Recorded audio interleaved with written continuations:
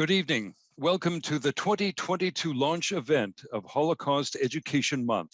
This is an annual program of the Center for Holocaust Education and Scholarship, or CHESS for short. My name is Lawrence Wall. I'm a newscaster with CBC Radio in Ottawa.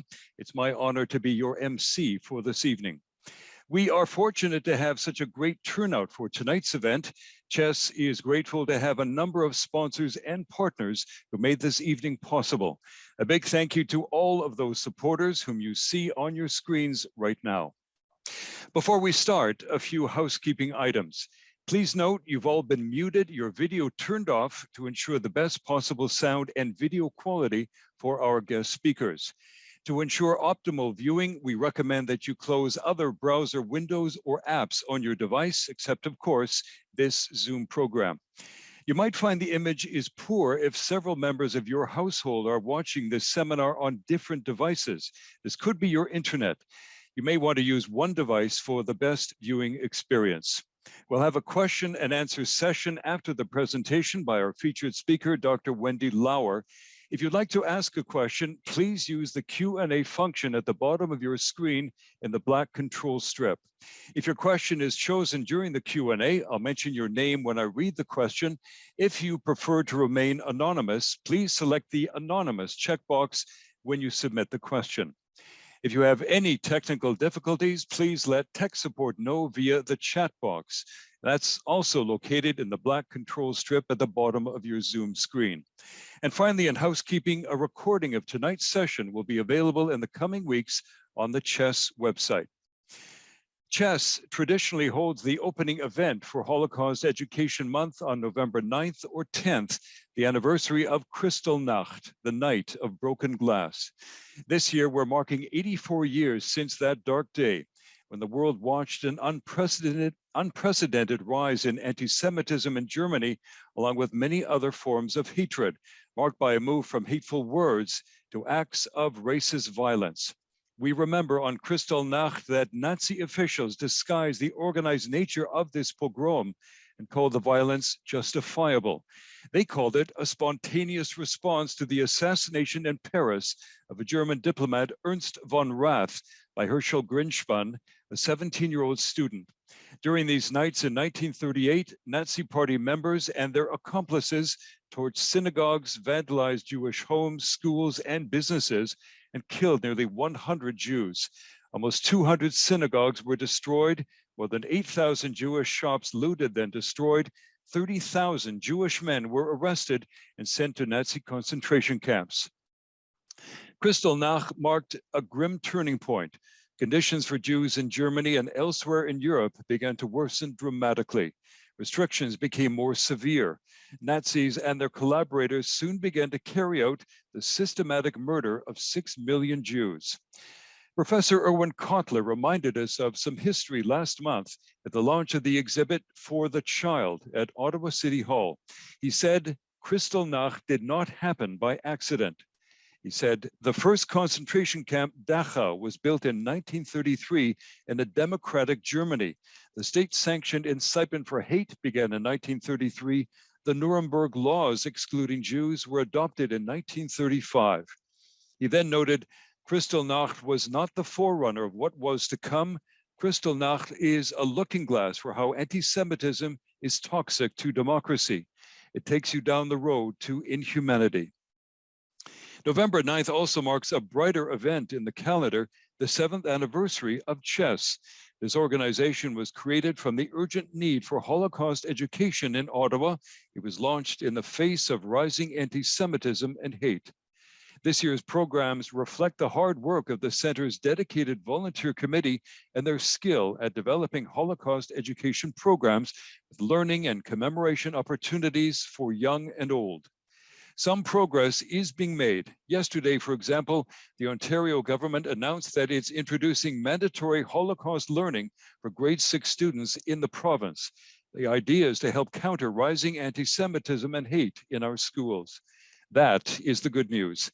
The bad news is that in one school board alone, more than 50 incidents were reported involving anti-Semitic hate symbols.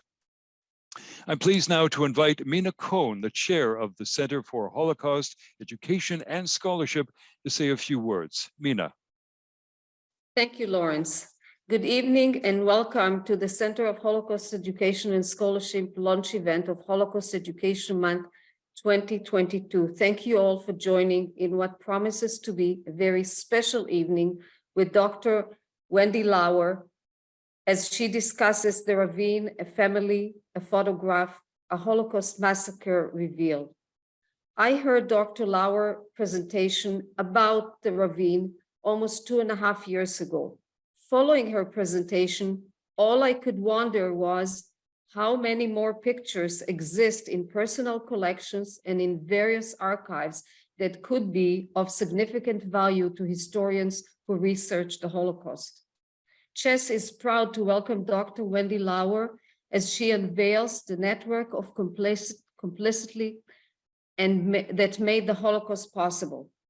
For those joining us for the first time, CHES is a premier hub for Holocaust education in Ottawa, with programs that focus on remembrance, combating the rise of anti-Semitism, outreach to schools, and community engagement, with an annual Holocaust Education Month events that showcase our effort. Today's spike in anti-Semitism, Holocaust denial, and distortion is alarming. Particularly disturbing is the anti-Semitism in Ottawa schools. Those who participated in Rise Up Ottawa last Sunday heard the heart-wrenching testimony of 5 students in the Ottawa Carleton District School Board about their experience with anti-Semitism. This situation at the schools propelled CHES in a new direction last year and prompted our engagement with the Ottawa Carleton District School Board and the creation of a unique program designed to help educators engage with their students in discussing this difficult subject. Our annual teachers workshop next week will expand on this original program.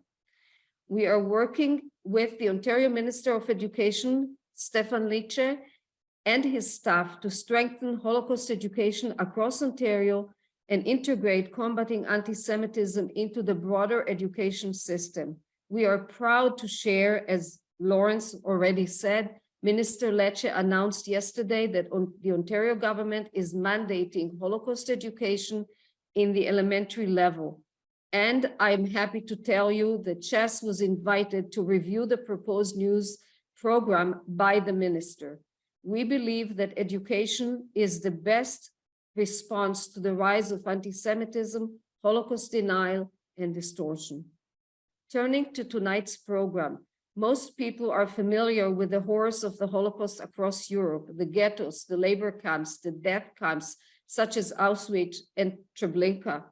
Few are aware that the Holocaust started with the action of the heinous genocidal Nazi death squads that began to massacre the Jews of Eastern Europe immediately after Nazi Germany invaded the Soviet Union and months before the Wannsee Conference discussed the final solution of the Jewish question.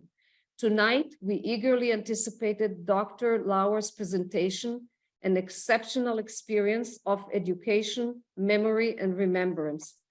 Her focus on one single moment in the history of the Holocaust at the Ravine in Mirapol reflects the fate of over 1.5 million Jewish people who were trapped and massacred by bullet under Nazi occupation in Eastern Poland, Ukraine, and the Baltic countries.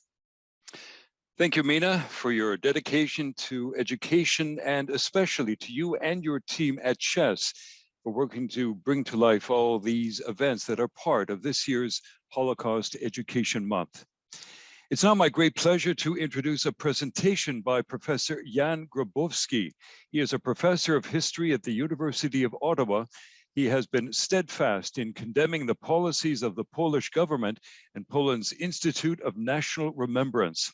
Professor Grabowski has regularly spoken out against their efforts to silence him by criticizing both his academic credibility and his personal integrity and accusing him of defaming Poland. He is a recipient of the Ari van Mansum Award for his excellent work in teaching the Holocaust. His interests focus on the Holocaust in Poland and more specifically on the relations between Jews and Poles during the war. Professor Grabowski's book, Hunt for the Jews, Betrayal and Murder in German-Occupied Poland, was awarded the Yad Vashem International Book Prize in 2014. His most recent book, On Duty, The Role of the Polish Blue Police in the Holocaust, was published in Poland in 2020. Professor Grabowski was not able to join us in person tonight. However, we're pleased to share his pre-recorded presentation about Jewish life in Ukraine. It's called Ukraine and the Shoah, a Communal Genocide. Hello, my name is Jan Grabowski, and I am a professor of history of the Holocaust at the University of Ottawa. My role here is to offer you a few thoughts about pre-war and wartime history of Jews of Ukraine.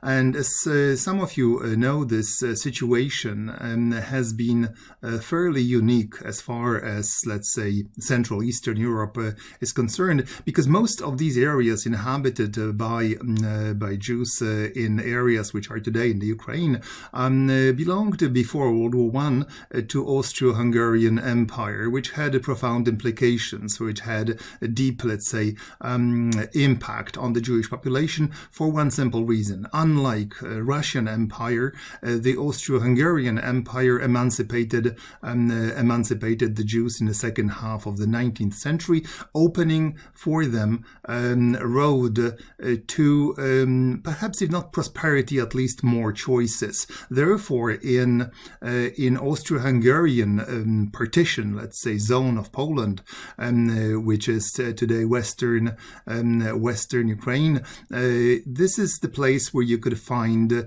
not only Jewish artisans, but also Jewish landowners and Jewish farmers. So you have a large Jewish rural population, which was not the case in north of Austro-Hungarian areas.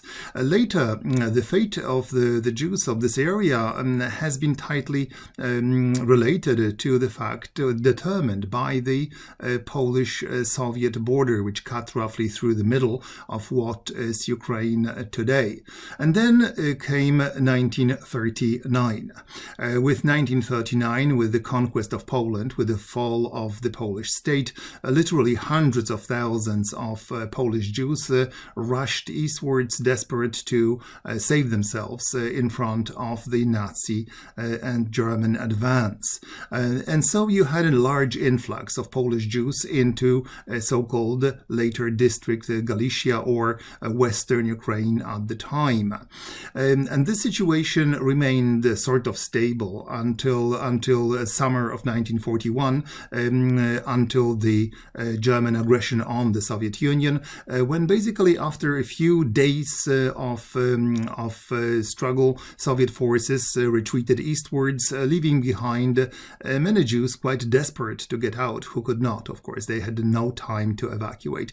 What ensued were some of the most horrifying pogroms ever reported. Petlura days, the early July pogrom, and thousands of Jews who were either killed or tortured during series of savage beatings and administered at the hands of very often, usually, their neighbors under German guidance, with German encouragement, something the Germans called Selbstreinigung or auto-cleansing, and this was also the time when Ukraine saw the arrival of Einsatzgruppen with the horrifying results which we historians know so well. Some of you might have seen reports of the Einsatzgruppen mobile killing units which entered the area of Eastern Poland or Western Soviet Union, basically inflicting deaths on hundreds of thousands of local Jews. That's when we can find in the reports of Einsatzgruppen open, such as Yiga report from, let's say, north of Ukraine, mostly from the Baltic areas, you can find these horrible statistics with thousands and thousands of Jews, Jewish women, and something that the German statisticians called the J-Kinder, J-children, which stood for Jewish children. So that's the beginning of the Holocaust, which happened in these areas early on in the summer and fall of 1941, something that has been researched by historians such as Omer Bartov, looking at Buchach, Wendy Lower, looking at Miropol, Jeffrey Birds, looking at Rovno,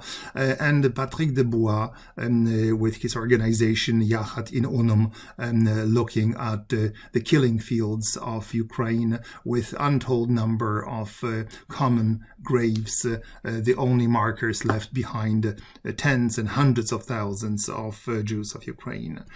Now, the Einsatzgruppen and the local enablers started this genocidal drive in the Ukraine, which in the course of next few months would give way to the industrial killing sites of Treblinka, Bełżec, Sobibór, or Auschwitz.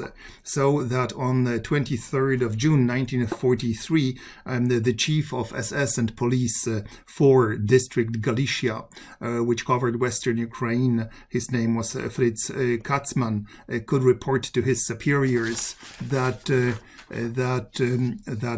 District Galicia has been rendered Judenrein, or cleansed of the Jews, and this involved the death of half a million of Jews of Ukraine.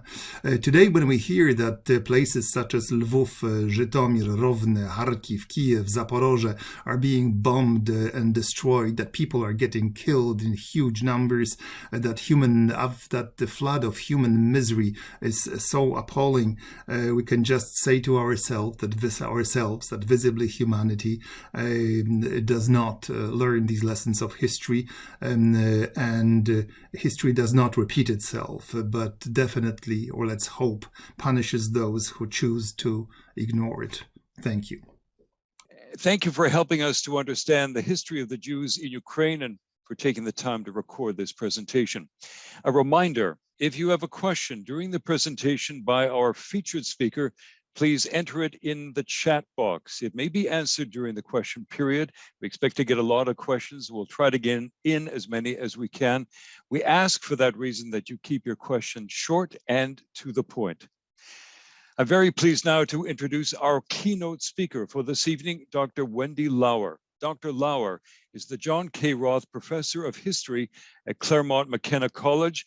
She directs the Magrublian Center for Human Rights at Claremont Colleges in California. She chairs the academic committee of the United States Holocaust Memorial Museum. She's published several books on the Holocaust in Ukraine. These include Nazi Empire Building and the Holocaust in Ukraine. She is the co-editor of Shoah in Ukraine, History, Testimony, Memorialization. Dr. Lauer's works on gender and the Holocaust, called Hitler's Furies, German Women in the Nazi Killing Fields, was a finalist for the National Book Award. Her fields of study include the history of Germany and Ukraine during the Second World War, the Holocaust, the history of women's and human rights, and comparative genocide studies. Dr. Lauer's talk tonight is about her research that led to her 2021 book, The Ravine, A Family, a Photograph, a Holocaust Massacre Revealed. It won the National Jewish Book Award in the Holocaust category. It was shortlisted for the Wingate Prize and longlisted for a PEN Literary Award. Dr. Lauer began by investigating a single photograph taken in Miropol, Ukraine in 1941. Her research unveiled the networks of complicity that made the Holocaust possible. Tonight, Dr. Lauer will shed light on the research that led to the Ravine, highlighting the importance of sharing these accounts.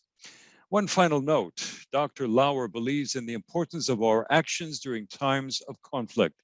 So she is donating her speaker's fee for this event to support the relief effort in the Ukraine through the Babin Yar Holocaust Memorial Center.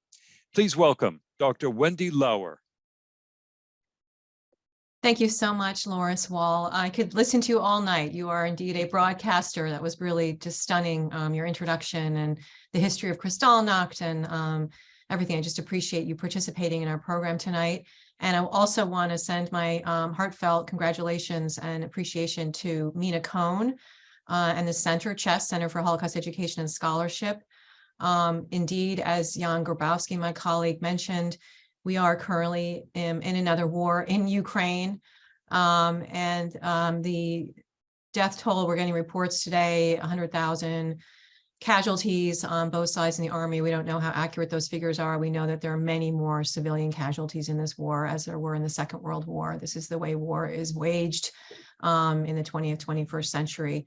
And any of my speakers' fees, as Lawrence mentioned, are going towards the Babin Yar Memorial, which has changed its mission right now to provide humanitarian relief to the victims of the war in Ukraine today. Ukraine is a very different place 2022 than it was in 1941. I just want to be clear about that because Putin has been trying to weaponize the history and demonize Ukrainians as collaborators and talks about denazifying Ukraine. And that's all very confusing to us, but that's his alleged justification for actually waging another genocide yet again in Ukraine. And we extend our heartfelt support in these days of remembrance, memorial days of warfare this week. I'm very happy to be here in Ottawa. I just arrived this morning. It's my first time here. It's a beautiful city, and I will be attending some of the programs tomorrow at the memorial site. But tonight I'd like to focus our attention on a photograph from 1941, as you've heard, which was the focus of my research in the Ravine. And it's a book that looks at atrocity photography, focusing on the Holocaust, and trying to encourage more research on these images, because indeed, sometimes this is all we have left, a single trace of an entire community. Genocidaires seek to eliminate entire peoples and also erase them from history, erase them from our memory. One of the first things actually Putin announced after the attack in February was to notify the textbook industry in Russia, the education ministry, to start removing Ukraine basically from the textbooks, the distinctiveness of Ukraine and its culture and history and language, and to rewrite that history. So we are here to take hold of history and try to work in the realm of prevention of erasure, promotion of research and learning and education, to restore that history, to restore the lives of those lost victims, and also to speak to the issues of today, as Mina said, and the international rise in anti-Semitism. We just had some horrible incidents in Los Angeles, where I'm from, of protesters standing over a major freeway. It was extremely offensive, and I firmly believe that this is what we can do. This is our weapon, learning and education. Now, we've all seen how one photograph of suffering or violence can move audiences and propel humanitarian action and social justice. Think of iconic images of atrocities, a naked girl fleeing a napalm attack in Vietnam, a little Syrian boy, Alan Kurdi, little boy with the red t-shirt, whose corpse washed up on the Turkish beach in Bodrum. And this inspired a major change in immigration policy in Germany, for instance. And what about the iconic images that we have of the Holocaust that are in a lot of the museums and a lot of the textbooks and are proliferating all over the internet, that become part of our collective memory of historical disasters, our kind of reference point, but they're often displayed and circulated with very little information about the circumstances or persons pictured in them, and usually even less about the photographer. So I'm just going to share my screen for a moment so that we can look at some images from the Holocaust and engage with this question of what it is we're seeing. What are we learning from these images? The ones like the entrance to the Birkenau death camp here in Poland, this gentleman, and I should state right now, now that you're seeing these graphic images, that we are going to be looking at atrocity photography tonight. They are very disturbing, these images. These are clearly not the ways that the victims, with the exception of perhaps this lovely portrait of Anne Frank up on the right, this is not how they want to be really portrayed and remembered in our collective imagination. But this is what we have, and this is why we're going to do deeper research on these very subjects, these very individuals. This man, for instance, kneeling over a pit in Vinnytsia, Ukraine, a town that maybe you know now because of the war today. It's been mentioned several times. And this particular image, we've just learned recently, because research is about discovery and it's ongoing, that this image was taken in the summer of 1941 in Berdichev, actually, not in Vinnytsia. And so it's been miscaptioned for decades. It was a picture that was found in the possessions of a former German soldier. That's a secret police and Einsatzgruppen, as Jan Grabowski was describing before, murdering this Jewish man in broad daylight with all of these onlookers. This image from the Warsaw Ghetto, the little boy with his hands raised. Down here we have, below that, the liberation photos from Buchenwald, and Elie Wiesel is featured in the bunk there. His face is kind of obscured in the darkness. And then, of course, the images from Bergen-Belsen of these corpses. Another image of mass murder image of a family, extended family being shot in southern Ukraine, and then that portrait of Anne Frank. So these become the way that we illustrate the Holocaust, but not necessarily how we narrate it. And secondly, the very fact that images like these of these bones, these corpses of this family being murdered, the kind of action shot of murder, debates emerged, especially with the appearance of Susan Sontag's very important study on photography, and then her subsequent study regarding the pain of others, in which she raised the ethical issue of, should we even look at these? Is it not causing a further assault on the victims? What do we do with these images as viewers, as audiences? And what about the photographers who took them?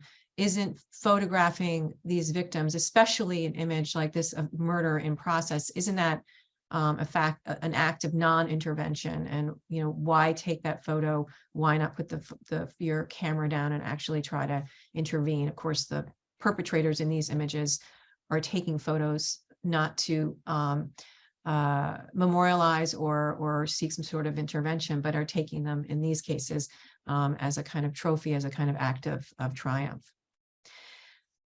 In 2009, two journalists came to the Holocaust Museum where I was conducting research on another project, actually, and they brought this photograph to my attention, and it ended up becoming the book, The Ravine. I stopped what I was working on and focused my attention on this very powerful image.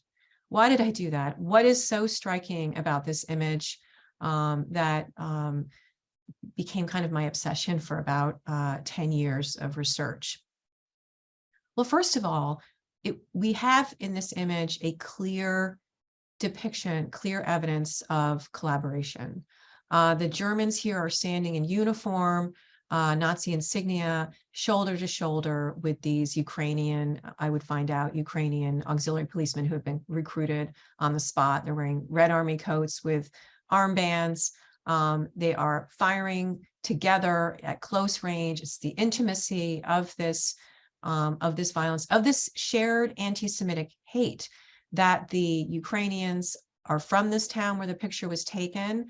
The Germans are just kind of sweeping through as part of the invading forces. There's no pre-existing relationship whatsoever. They don't speak the same language. In fact, the Germans have no high regard for the Ukrainians, the local so-called Slavic Untermenschen. They too are eventually supposed to disappear, but for the moment, they are going to be utilized to carry out what was a greater priority for the Nazi regime in 1941, and that was the mass murder of Jews. Entire Jewish populations in Eastern Europe.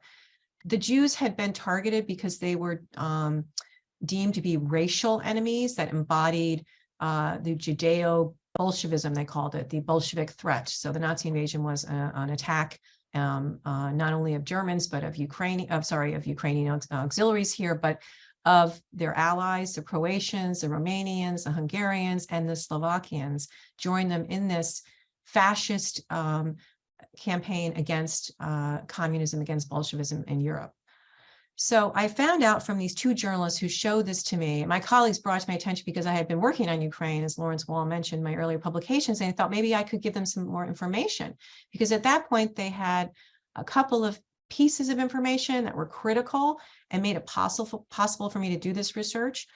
So what did we have? We had the date of the photograph, October 13th, 1941, the location, Miropol, Ukraine, which is west of Kiev, about 100 miles, a shtetl that I'm going to show you some slides in a moment. I ended up visiting this location, and it's a very interesting history.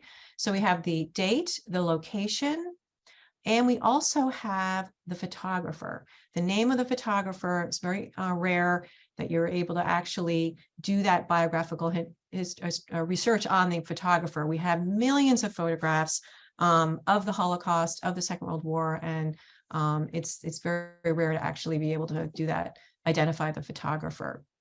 In addition, the photographer, who's a Slovakian guard, his name is Lubomir Skrovina, testified 3 times during and after the war about these photos that he took on that day in Ukraine, October 41. He had been mobilized with the German forces. He had joined them as they swept through Galicia. Jan Grabowski was talking about those pogroms on the Petlora days.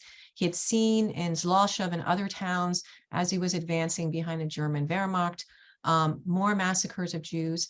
And so on this particular day, he anticipated, he could predict what was happening when he heard the gunfire in the forest, when he heard the screams, when his commander said to him, Lubomir, go check it out.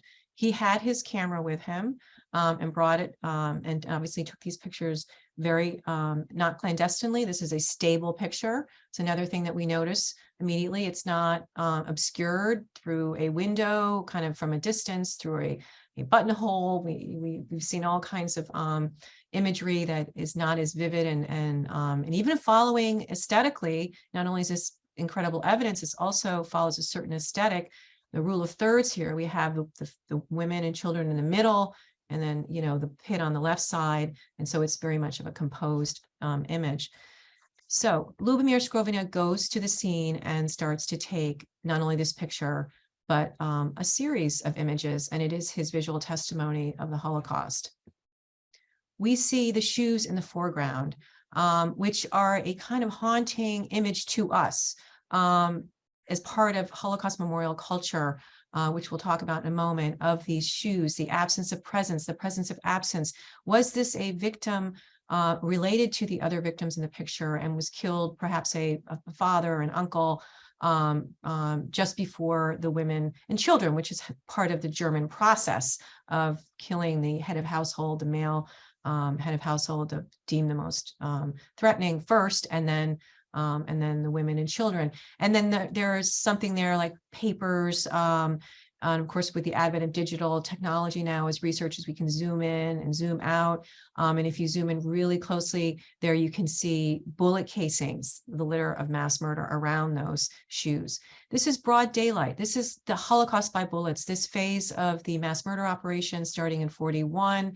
1.5 million, as our colleague already mentioned, who were gunned down in forests and fields and ravines and driven into swamps. And the fact that when this is happening outside of the gassing facilities, beyond the camps, as it were, that raises all kinds of different issues about the history, right? These victims were not registered. They were brought to the edge of their town and killed rapidly. That means there's not much of a paper trail. That's very different from being put on a train and registered in that way and transported to a government facility like a mass murder camp. It's happening in someone's hometown. It's part of that local history of that community. They are inevitably drawn into this in one way or another, witnessing, actually participating in the digging of the pits, the redistribution of the Jewish clothing, feeding the killers, because these massacres, in this case, hundreds of Jews were killed on that day, and the Germans wanted to be fed, for instance. So it involves the local population in different forms of collaboration or forced requisition. Not most of the local population didn't want to do that grisly work. The Nazis forced them to do that. And what about the environmental history, which is an important part of how this is carried out, how the Nazis put nature to work? So in not only using the gun, the power of the gun and the bullet, but also the weight of the soil, the suffocation that happens for those who were not killed instantly, especially the children. They didn't want to waste bullets on the children who were pulled into the pit, like that little boy is going to be pulled into the pit and likely died because of the weight of the suffocation of the earth, the weight of his kin, and the blood in the pit. So this is also part of this environmental story of the work of nature, of the transformation of the landscape in these very public spaces. And here we see again the collaboration image of this cluster of killers together, and an onlooker there, kind of helper, the man in that cap, who's also going to be part of the local history and the local memory when we go back and start to interview people and ask them what they saw that day. And the smoke here that is hovering above the Jewish family, I don't mean to sound so clinical and technical, but it's just all part of trying to piece the story together and more precisely as far as what happened to this family. And this is the ultimate nightmare, to be killed with your family in this way. And this was in fact a deliberate nightmare that the genociders wished to create for the victims. In the summer of 1941, Hitler met with his Croatian ally and was discussing the plans, the invasion plans, and even was very explicit about the final solution, about the fate of Jews in the former Soviet Union, and stated that he did not want not one Jewish family to remain on the continent of Europe. He had this historical perspective as he presented it, that they would return.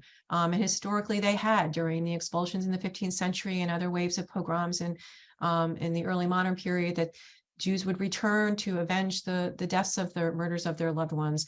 And his final campaign intended to prevent that resurgence of Jewish life in Europe. And so he was specific about the genealogical goal, what genocide scholars we refer to as root and branch killing. That is the complete elimination of that community. In the image of the family in the center, the muzzle blast of the smoke there is hovering above the woman's head, and that indicates that there were several victims killed here. This wasn't an isolated murder of this family, because the prior victims who are in the pit, that is the blast of the smoke that is still hovering from the firing of the muzzles inches from the woman's head. And that's why her face is kind of obscured in that smoke. She's holding that little boy's hand. And if you look very closely, she's kind of crouching on this angle, and it because actually if you zoom in a little bit more, there's another child right here kind of on her lap. You can see the legs there, and that she's trying to protect that child as well.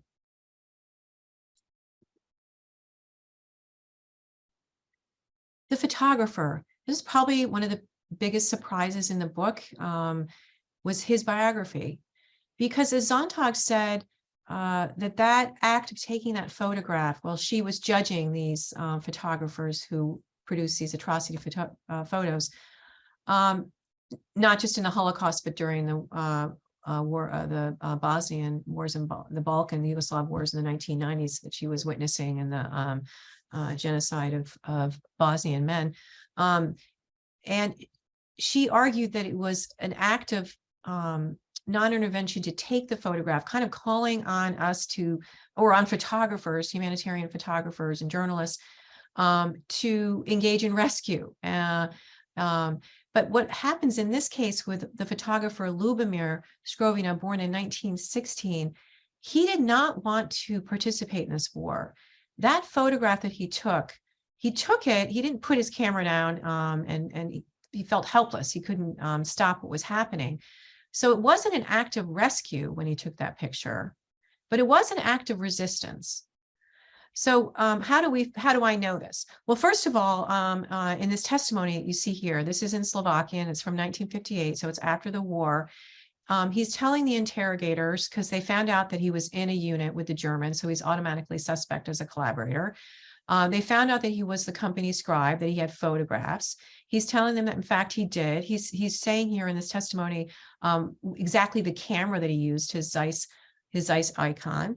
And then he describes a little bit in his testimony what happened. He says, on that day, it was probably in October 41, I was woken up by soldiers from the company saying that German soldiers were detaining citizens of Jewish faith and that they could hear shootings close to the town of Mirapol. We later learned that the Germans were shooting civilians. And based on this information, I was sent with 2 other Slovak soldiers by our company commander to find out what was happening. And I took my camera with me. This is the testimony here on the screen. We went to the hill in the forest at the edge of town near the citadel where the civilians were being held. And then I saw that the Germans were bringing those people in groups toward a clearing in the woods where there was a dugout pit in which corpses of the murdered citizens already lay. When they brought around 10 people to the pit, they ordered them to undress. You can see that they're actually clothed. Most of them are clothed in the photos. And then they shot them in the back of the head, Skrovinet states. And I took pictures. All the persons in the photos, which I submitted to you, were murdered. And I personally saw it. I would also like to point out that the prints were made to capture the entire crime scene. These are the additional photographs that he took. It turns out that those 2 journalists from Prague, this was the first photo that they showed me that captured my attention, but it wasn't the only one they brought to the museum that day in August 2009. The camera that Skrovinet possessed, the Zeiss icon, the portable camera, could hold film for 8 pictures, I figured out. And in the series that was found in the archives, there are 5. So this is the second, and the rest of them are printed in my book, and they very clearly show the sequence of events. It's Skrovinet's visual testimony of step by step what happened to those Jews, pictures of them being marched to the forest, pictures of the actual shooting. Here's another one of a woman being killed. You can get a better angle here. Same Ukrainian collaborators, but also you get a view of the German official there more clearly. And then the last photo he takes is he's standing over the pit and he's taking it inside, and you can actually see the polka dotted dress, the woman inside the bottom of the pit. So that is his visual testimony. And there he is about the time that he, after the wars, 1950s, and there's the camera, the actual camera he used to take the picture. He donated this camera after he died in 2005, after the collapse of the Soviet Union. Lubomir brought before he died, Lubomir brought his camera to the newly established Museum of the History of Jews in Bratislava, and asked specifically that they display it and some of his photographs. And in his donation letter stated that he also wanted the history of collaboration to be very vivid, be very clear to audiences, because in the 1990s, much of that was being kind of whitewashed and suppressed by some of the new countries, including Poland and Ukraine, who didn't want to admit to their murderous participation in the Holocaust. This is a picture of Lubomir at the time. This is September 41 in a photo studio in Mirapol. He's in the center there with his comrades. Lubomir was writing letters to his wife at this time, explaining to her what was happening. This was another piece of evidence as far as his attitude towards all of this, because I assumed when I first saw the photo, since it was so close and vivid, could only be taken by someone in uniform. Ordinary Ukrainians didn't possess these kinds of cameras. I assumed that he was a collaborator in the fullest sense, that it was a triumphant kind of photo, because it was so humiliating to the victims if they even noticed that he was there taking their picture. But in fact, after he took this photo, he wrote to his wife that his mind, his brain was turning black. There was blackness in his mind. He started drinking with his comrades more. He said, I've got to get out of this uniform. I've got to get out of this war. I don't want to advance any further with the unit. He was able to get back during the Christmas holiday, and then he pretended to be sick, and he remained in Slovakia. He was not sent back to the front. He showed these photographs to the Jews in Bratislava, whom he knew, in particular a Jewish doctor. He ended up rescuing and hiding in his attic. And he ended up bringing Jews to the forests of Banska Bystrica, the center of Slovakian resistance. Not all of them survived, but some of them did. And he was actually recognized for that resistance work, not as a righteous Gentile on the part of Yad Vashem, but was recognized for that resistance work after the war. So there is very kind of definitive evidence on his attitude and on his actions, which were resisting the Holocaust, not just the war, but the Holocaust, the mass murder of the Jews. The camera was invented, patented, I should say.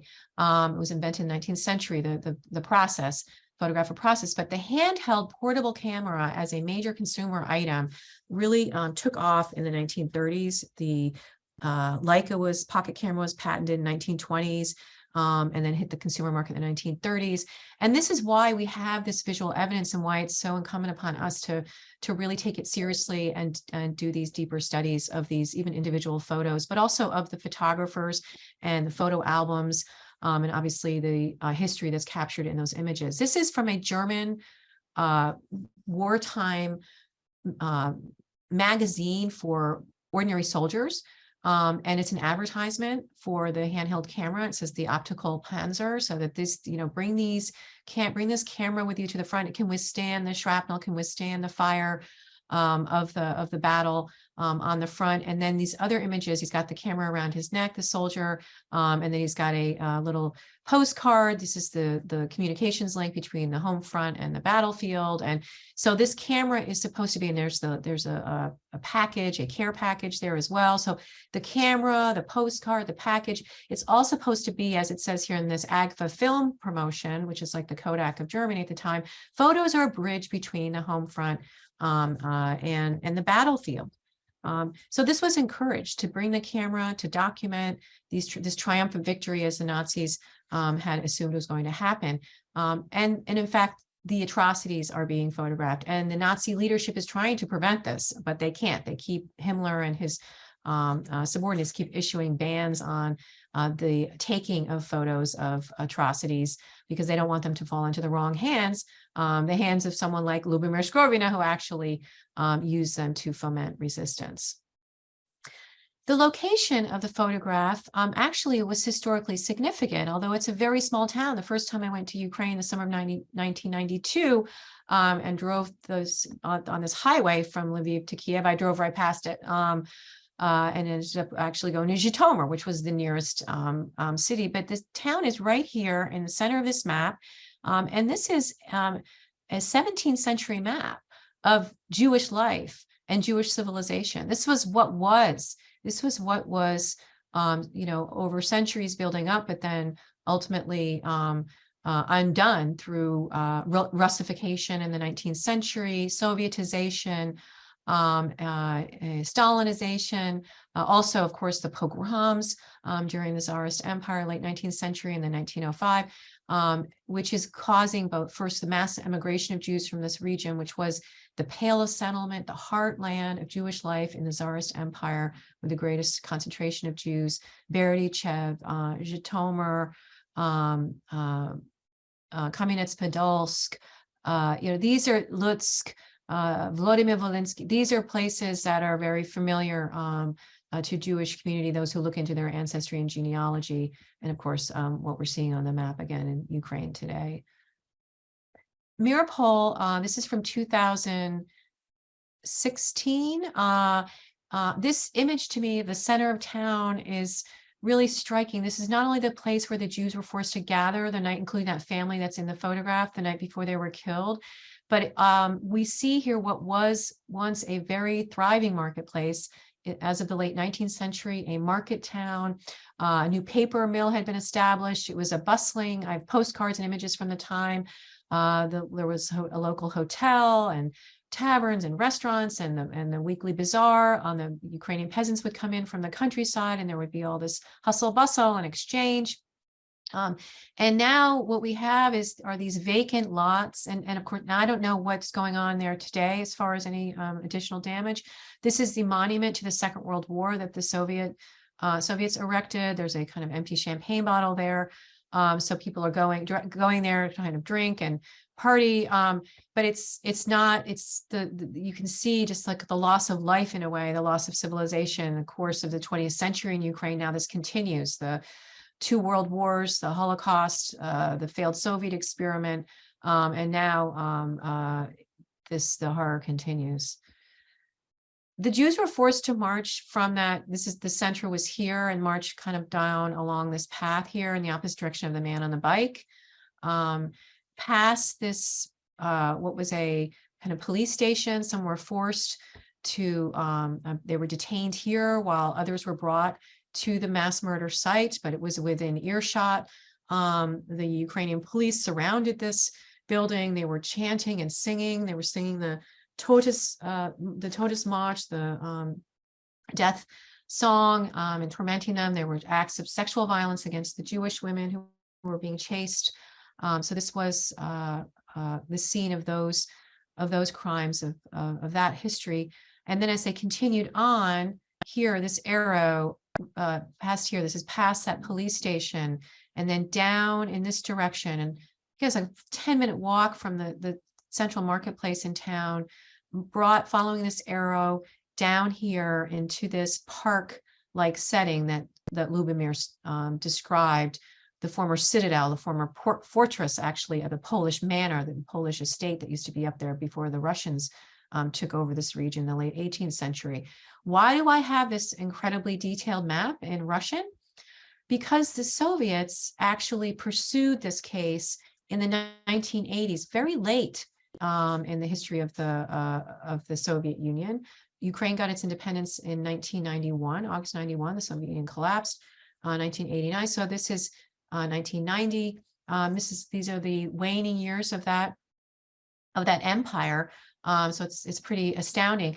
And they actually were able to find those Ukrainians who were in the photograph, and they convicted them in 1987. The investigation started in 85. The case was in 86.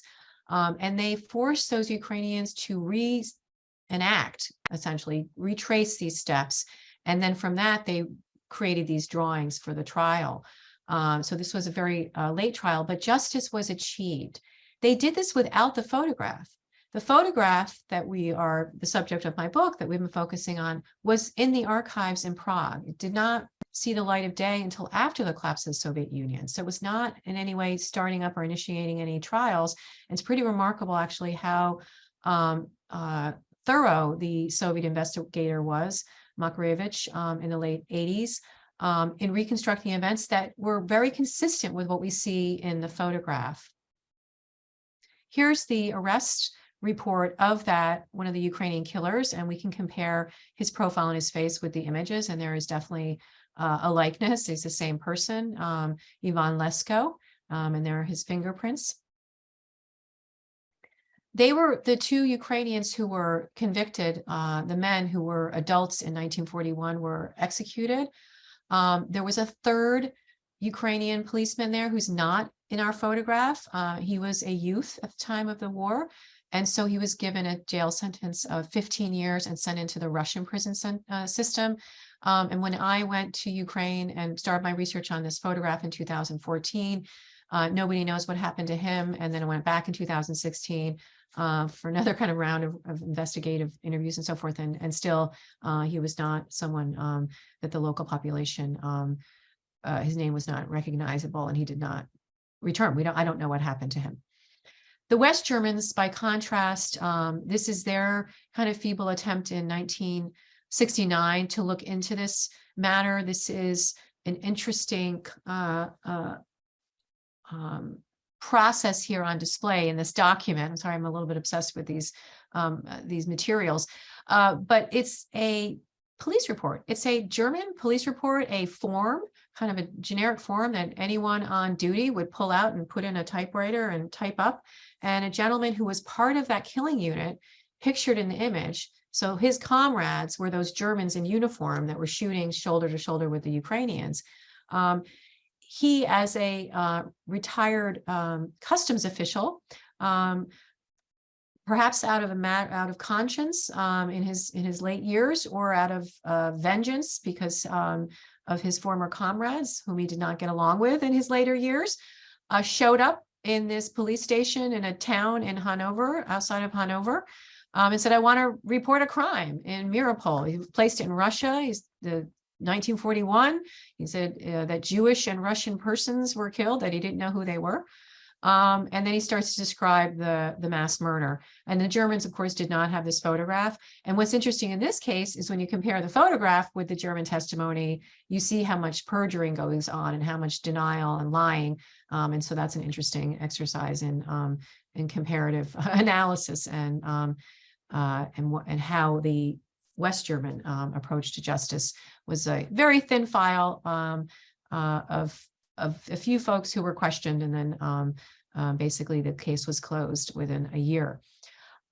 The family in the photograph, so we've identified, I was able to identify the Germans in the photograph, and I was able to identify the Ukrainians in the photograph, and obviously we had the location and a date and a time, but the Jewish family was the hardest to find, and that to me was the most surprising, because having worked in the memorial culture at the Holocaust Museum for decades, I thought, with the databases and our ritual of, naming the names of the victims, that I could find the family in some way, identify them. But in Ukraine, where 1 out of 4 victims of the Holocaust resided, so 1 out of 4 victims of the Holocaust, not survivors, victims, resided in what was the territory of Ukraine today, which includes what we're seeing on the map of Ukraine today, which includes Crimea, which includes those areas of Eastern Ukraine that the Russians have taken. 1 out of 4 of them died, and half of them have not been identified, mostly children. So this is a very specific challenge to this history and this location, Ukraine, that I came to appreciate more deeply, because I could not identify them. This is a list that was drawn up by the Soviets when they returned and liberated the town. It's a partial rendering of what was left of the community in 1941. And we see here, so there were 960 Jews, and this is a list of about 400. And we see names of families, clusters of families with birth dates. And that's what I did. I thought, okay, if I can find a family with a boy, because it's hard to age the woman. It's not clear how old she is. She's obscured in that smoke, but possibly that little boy looks like he's walking, maybe anywhere from 3 to 5 by appearances. And so I was able to find a cluster of a family with a little boy. And in fact, and here we can see the lists of the family members.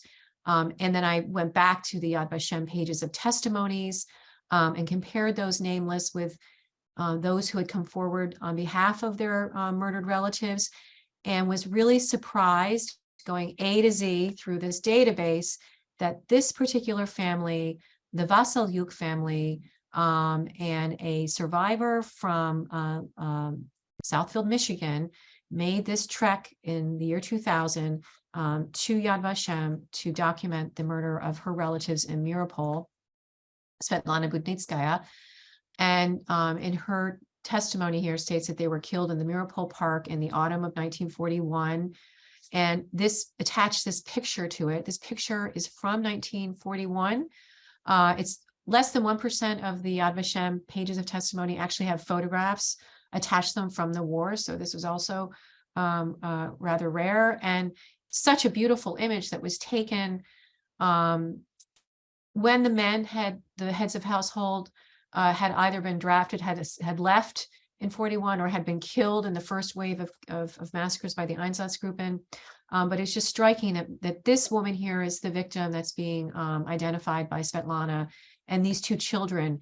And this woman looked very similar, possibly the woman in our photograph who's bending over, and this child, possibly the child who's on her lap, and this little boy, possibly that little boy she's holding his hand, is barefooted in that, and also wearing a little suit in that image. So it just was striking, the similarity, but I could not with certainty actually 100% identify the victims. But this was another family, the Zondler family. And when we did identify, I was able to identify, I went back to Ukraine and questioned the former colleagues, the former classmates of those family members, and was able to find out more history about the Sandler family and their fate. And these are some of the witnesses. This young man was this elderly man was a boy, a peasant boy who was grazing in the fields, was out in the fields with the cows when he heard the shooting, and then went and looked kind of between the trees, and ended up telling us what he saw that day. And it matched up with the photograph. And this woman also provided us some very important testimony of what she saw in the marketplace as she looked out her window down below the night before the massacre. I went with Yehadin Unum's team, Father Patrick Dubois' team, with that document of the location in hand, and we went into the forest. We wanted to see if there was any more evidence to be found at the actual site, and there we are with his camera crew and interpreter and another historian, Andrei Umansky. And we went in and immediately were struck by the kind of disfiguration, the kind of unnatural erosion, as it were, of the landscape that was kind of a moonscape. There were craters and there were mounds, a series of mounds. And what I determined in researching more the forensic part of this is that the decomposition of the victims changes the nutrients in the soil. You get different kinds of plants and fungi. Children's bones decay faster than those of the adults. That the soil, when it's returned to the grave to cover the victims, undergoes a process of resettling and consolidation and creates this topography of trenches and mounds. And so there is a history of the topography here that's also part of the detective work. And actually, we reached down under the leaves. This is taken exactly that same time, and the bones were there.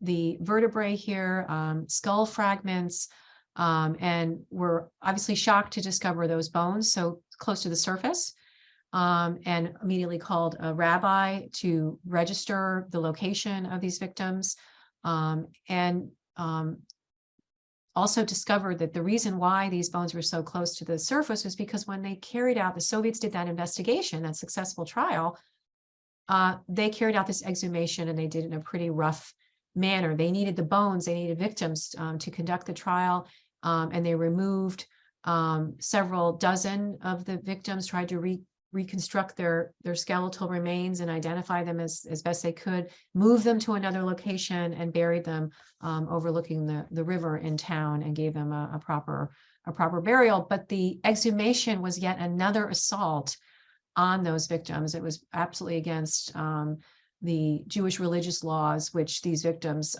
were probably observing at that time in 1941. So it was just another layer, so to speak, of this history of assault. They're using these trucks to dig up the mass graves in 1985, 86.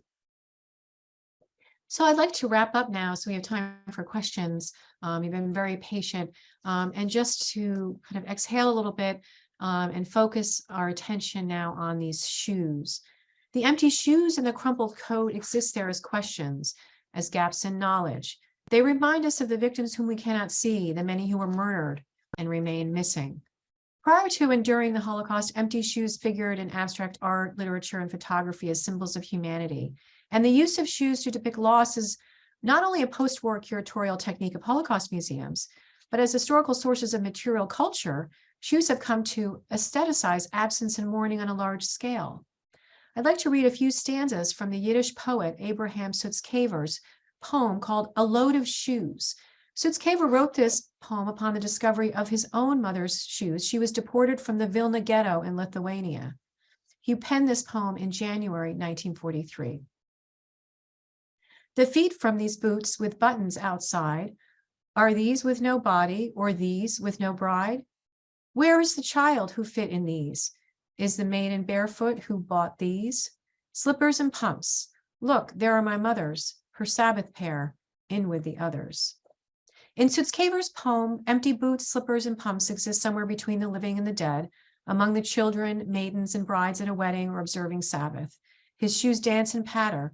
They stimulate our ability to imagine the past and provide poetic testimony to the lives of the wearers, unlike those haunting but inert objects we see today enshrined behind glass in Birkenau or bronzed as a memorial alongside the Danube River in Budapest.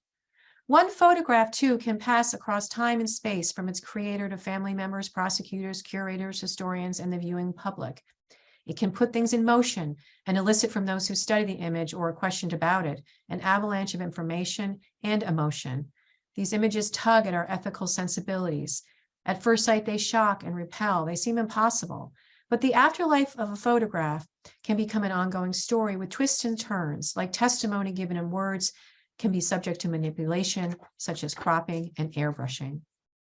Like flawed testimonies and memories, photographs can mislead because they can never completely capture the reality of the event pictured or those involved. The Jewish man who was murdered, perhaps with his family, is not there, although his empty shoes and crumpled coat remain. We cannot see beyond the frame of the image. We cannot see 360 degrees to take in the entire setting of the victims waiting to be killed, while possible onlookers, including one Slovakian photographer and his comrades, and more German officials, are standing. The papers strewn amidst the bullet casings at the edge of the mass grave could be German lists or Jewish identity documents. Atrocity images, especially the rare ones that attest to acts of genocide, the crime of all crimes, offend and shame us. When we turn away from them, we promote ignorance. When we display them in museums without captions and download them from the internet with no historical context, we denigrate the victims. And when we stop researching them, we cease to care about historical justice, the threat of genocide, and the murdered missing. Thank you. Thank you, Dr. Lauer. Wow, that was remarkable. How one photograph could have produced so much information. That was moving, it was informative, and just opened up a whole new world in terms of academic research. Now, I see we have questions, but I'm going to invoke the prerogative of the host and ask the first question, if I may. I cannot figure out why the Nazis were not more vigilant in terms of stopping photographs. They were never shy about enforcing their own rules, and yet it seems that they would issue the occasional edict, but as you point out, hundreds of thousands, even millions of photographs still managed to get out, which would have incriminated the people such as the ones we saw in this photo. Why didn't they act more vigilantly to stop it? They really couldn't. They couldn't. I mean, of course, a lot of Germans themselves were not openly kind of displaying them and circulating them. They had qualms, you know, and of course, as the war was changing, shifting, and the German victory was not certain, there was concern about how incriminating these photos were. So these photographs are still being discovered because Germans hid them, or German, family members don't know about them. They're in attics, they're under sinks. There's a photo album of the Sobibor death camp. We have about 5 or 6 photos. We had about 5 or 6 photos of the Sobibor death camp. Very, kind of strange images, a little bit of the facility, pictures of victims who died there, but not actual wartime photographs, nothing that actually showed what was going on there and who was operating and so forth. And just recently, the descendant of a deputy commandant of Sobibor brought this photo album to light. It was under his kitchen sink. His relative had been killed during the war, during the Sobibor uprising. So the investigators never came to his house and did any kind of a search, or because this perpetrator was dead. So this thing just emerged as photograph. This album, you can see it on the in the news. It was covered in the news pretty significantly in the New York Times, the LA Times. There's a book that's coming out about it. But one of the things that's remarkable about that photograph is it shows pictures of Ivan Demjanjuk, who was this Ukrainian collaborator, famous collaborator, who was eventually sent to Germany and tried and convicted, who denied and lied throughout his trial. And there he is carousing with his German comrades or going on field trips. You can see kind of the camp facility. So, they're powerful pieces of evidence. And again, that the Germans did not want in circulation. There's one time when Himmler actually carried out a case against a Waffen-SS killer concerning photographs of Jewish atrocities. His name was Max Teubner. He was found guilty of excessive barbarism unworthy of a man in uniform, not for killing Jews, but for taking tasteless and shameless pictures and then showing them back home and openly bragging about them to his wife and family. They were considered distasteful. They were naked women, in the same way that we are loath to show these naked, victims as a kind of pornography of the violence. This is an issue in museums and in textbooks and so forth. That's another conversation. But even within the German leadership, there was a kind of a sensibility there, not only about the resistance, but that these things were just, it was like not, it was demoralizing, and that, even among the Germans, that there was a certain way to deal with this, a certain proper kind of behavior. I mean, it all seems very strange because it is antithetical to what they're actually doing as far as mass murdering. But this is where photography fits into this history. It's more complex. Thank you. Let's go to the audience questions now. The first one is from Marina.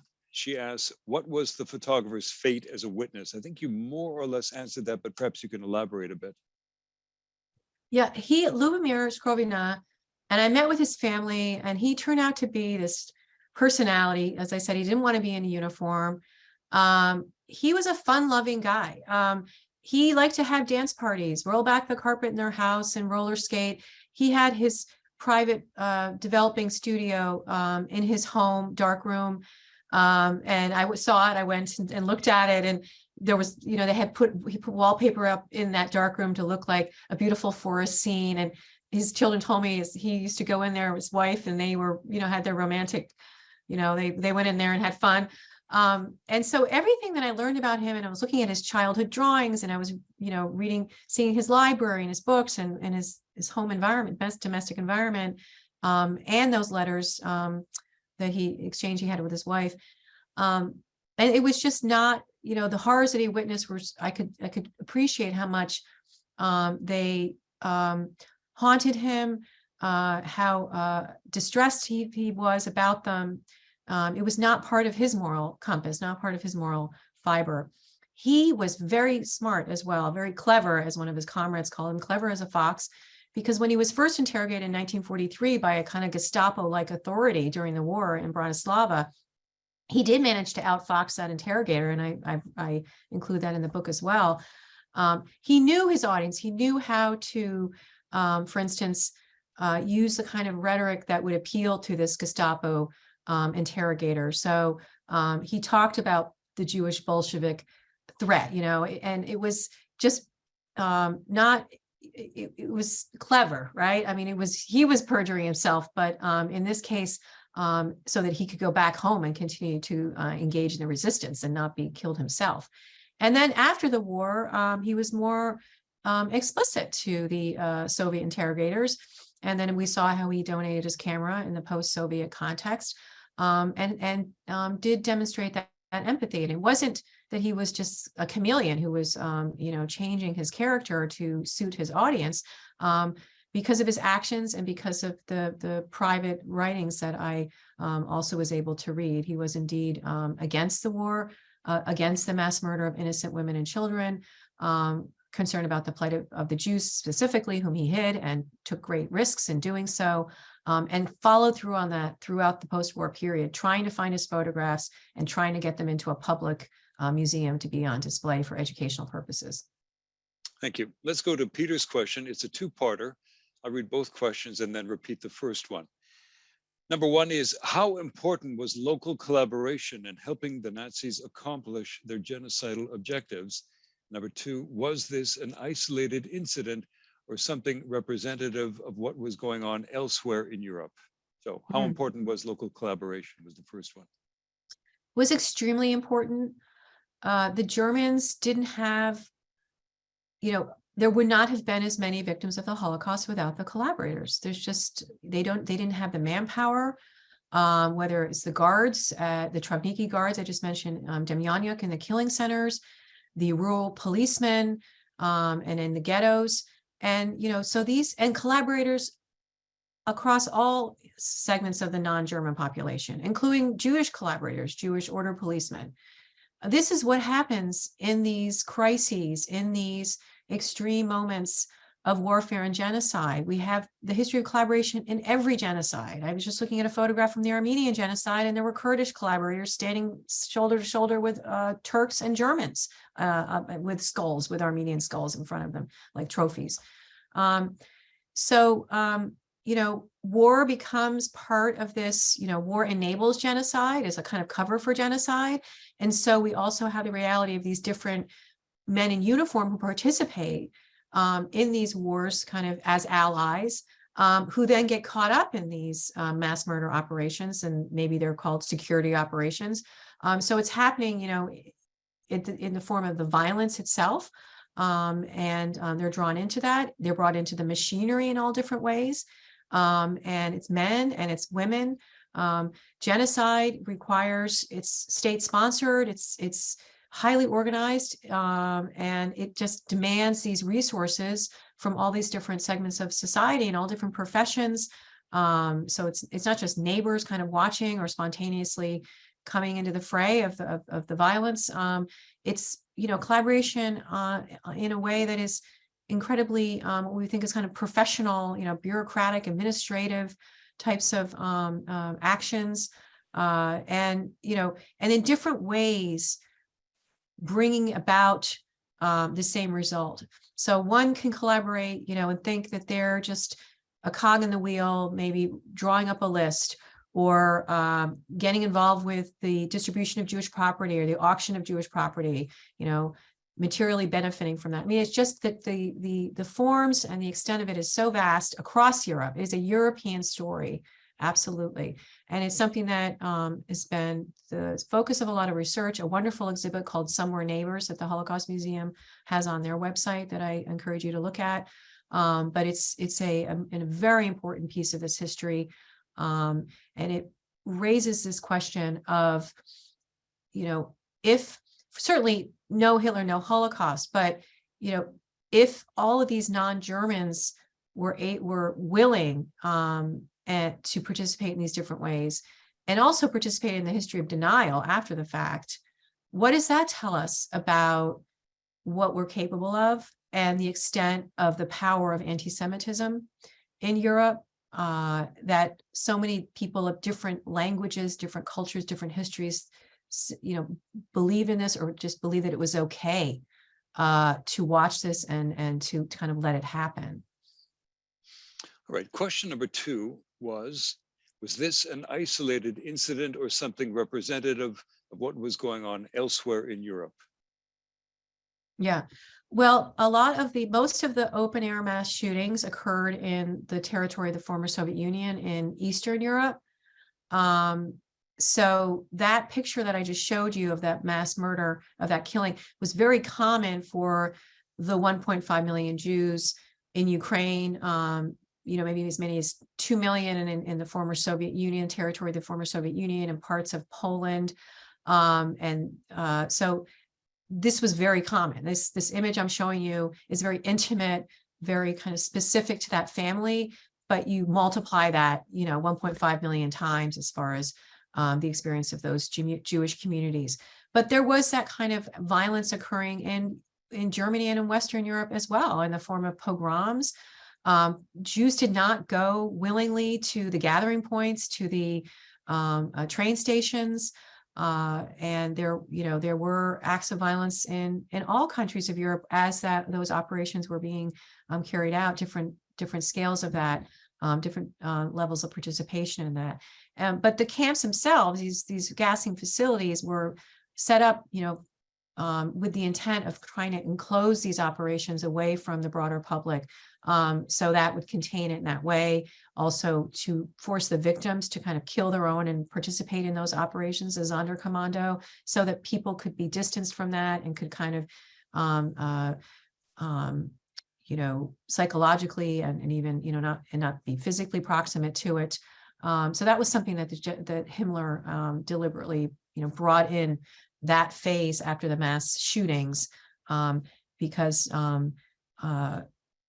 they didn't want to have Europe explode in this kind of orgy of violence. They wanted things to be secure and controlled. Pogroms were useful for these kinds of initial ways of involving the local population and to see what was possible, how violent they could go, like how far they could go. But that was not something that the Nazi leaders were really encouraging or actually wanted. They were concerned about morale, and they were concerned about security overall. Thank you. Next question is from Paul. What was Lubinier's background? I think that's a reference to Mr. Scrivina. Mm-hmm.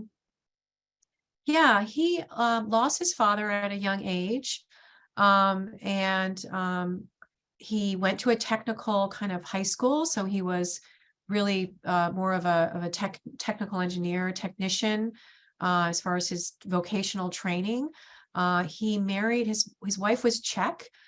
He's from Banska Bystrica, which became the center of Slovak resistance, as I said. It was interesting that he married his wife was Czech, because at this moment the Slovaks were kind of prevailing over the Czechs. There was ethnic conflict there as well, and so Czechs were persecuted in Tiso, Czechoslovakia. So already he was kind of engaging in a bit of resistance by marrying a Czech woman, and kind of protecting her in that way as well. Yes, and he had 2 children. Lubomir Jr. was born during the war. The Jewish doctor whom he rescued in his attic was an OBGYN, actually delivered his son in 1943 in their household. And he actually had 2 other children. He had a daughter, and then he had another child who died tragically as a child right after the war. And I know that was something that was obviously very, very sad for him, and his children were sharing that with me as well. That was a family tragedy. He didn't share these atrocity photos with his children.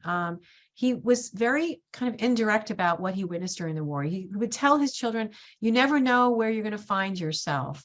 War was hell." He would speak in these, like a lot of vets do, actually speak in very kind of broad terms about what he experienced in the war, because he, again, he preferred to be kind of focusing on the positive. He took beautiful pictures of nature. He took beautiful portraits of his family. And yeah, this is kind of the character portrait I started to sketch out in my book and in my research. Let's go on for another 3 minutes. It's 8:22 now, so let's go until 8:25, and let's try to squeeze in 2 more questions if we can. This question from Daniel reads, do you feel that the final solution, level of general understanding, is trivial to the majority of global citizens? With subsequent atrocities since the Jewish Holocaust, I often wonder the depth of resonation, images, and narratives of this horrific period invokes in persons of all ethnic identities. Yeah, I mean, with the passage of time, of course, and the passing of survivors, it's more difficult to bring this history to life, to have those kind of authentic witnesses tell us what happened in that really compelling, powerful way. So this is something that's unavoidable, the passage of time, which can, erode memory and the kind of immediacy of it, and the way that we remember it, and how many people remember it, right? Also, the growth of Holocaust studies has in many ways stimulated the growth of genocide studies, and in some ways human rights studies as well.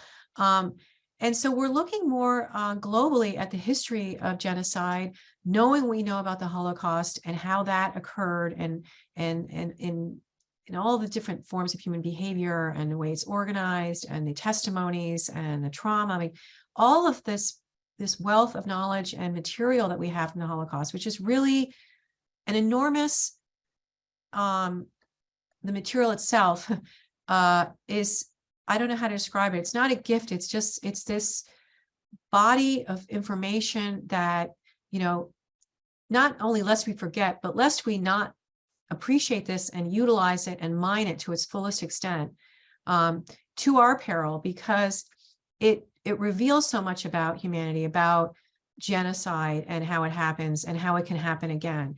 And now with the events in Ukraine and Putin's genocidal rhetoric, his so-called genocide handbook, it all seems familiar. We can anticipate, you know, in a way. These are not competing histories. They are informing one another. We go back and ask new questions of other genocides as we learn more about the Holocaust and vice versa. And it's this kind of rich kind of intellectual exchange, but also that has a direct application to current events that makes this a very important, vibrant field. And so this memory, this history will continue, sadly, because genocide doesn't seem to be going anywhere, and we need to go back to this case with other cases to try to work on prevention and also the aftermath of genocide. All right. Thank you very much, Dr. Lauer. I think that was a fitting place to stop. And thanks to our audience for all your questions. We are indebted to Professor Lauer for sharing her compelling research with us tonight. At this point, I'd like to welcome Professor Deidre Butler to offer some concluding remarks. Professor Butler is the director of the Zelikovic Center for Jewish Studies and an associate professor specializing in Jewish studies and the religion program at Carleton University here in Ottawa. Dr. Butler. So let me first begin by thanking Mina Cohn and the CHESS team of volunteers for their hard work in making tonight a reality and for their collegiality in partnering with the Zelikovic Center for this community event. Yasher Koach. Thank you, Professor Lauer, for your powerful presentation and the scholarship you've contributed to enrich and deepen our understanding of the complexities of the Holocaust. The work you do honors the memory of the victims and challenges all of us to think about this history. As we've heard tonight, Professor Lauer's research in her book, The Ravine, begins with a photograph. As a photograph, it raises critical questions about what we should do with perpetrator evidence, and particularly how we should engage photography that documents atrocity.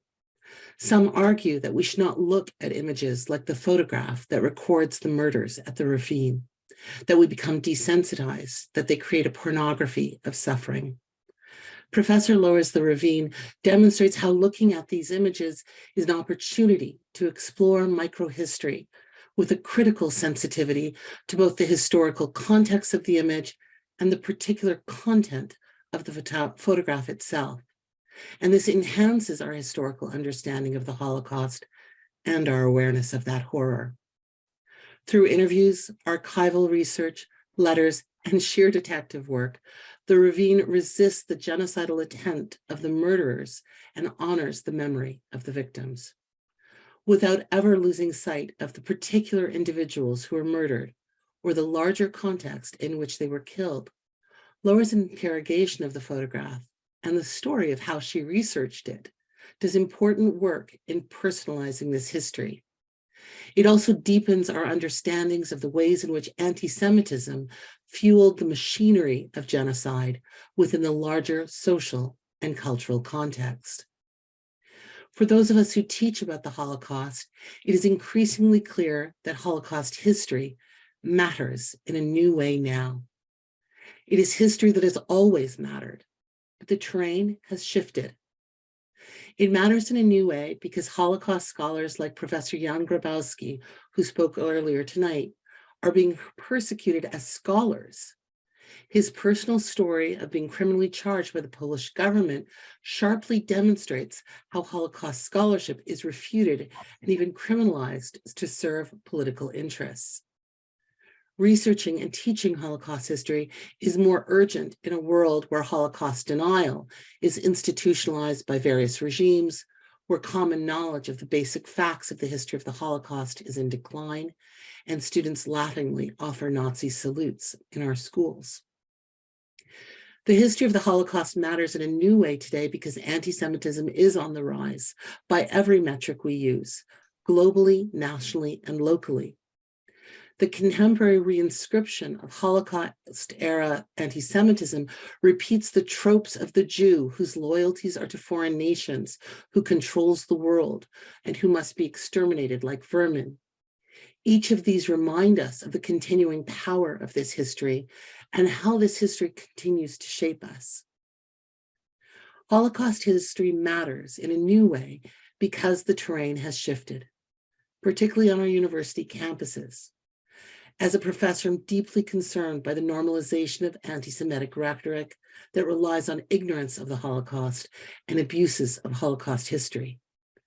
Our campuses are where our next generation of leaders, of politicians, lawyers, teachers, artists, and journalists are forming their understanding of the world they live in. What are they learning about the Holocaust and anti-Semitism, of genocide? Who are they learning from? Professor Lower's work is the scholarly work of the historian, but it also reflects an ethical imperative, a duty to the past that speaks to our present and our future. If the Holocaust has a commanding voice, as modern Jewish philosopher Emil Fackenheim argued, it commands us to remember the victims, lest their memory perish. The command to remember is bound up with the ethical command to not grant Hitler posthumous victories, to not deliver the world over to the forces of Auschwitz. Tonight, in remembrance of Kristallnacht, in the shadow of the tragedy that continues to unfold in Ukraine, we come together to remember and to educate. Thank you. Thank you, Dr. Butler, for your words. Let's welcome back Mina Cohn for some final remarks. Thank you, Deirdre, for joining us tonight, for the thoughtful words, and for continuing to educate Carleton University students about Judaism, about Jewish history, and the Holocaust. You have been such a friend of chess for many years, and we wish you much success with your new course on anti-Semitism in 2023. Please note that there are many other events to mark Holocaust Education Month. In particular, a symposium for descendants of Holocaust survivors takes place November 13th at 2 p.m. For educators in the audience, please note that the annual Teachers Workshop program will be held on November 17th. Both events are virtual. Registration is required. And as we conclude, another big thank you to our sponsors listed on your screen. Thanks also to Jessica Perrault and her team at Side Pony Marketing, without whom we could not have brought such a large-scale virtual event to your computers tonight. Thank you. And congratulations to the Center for Holocaust Education and Scholarship, its director, Mina Cohn, and the committee for organizing this enlightening launch program. And finally, thank you to you, our beloved audience, for joining us for this inspiring event. Don't forget to check out Chess' website, that is chess@ottawa.ca. A recording of tonight's event will be posted there very soon. Thank you and good evening.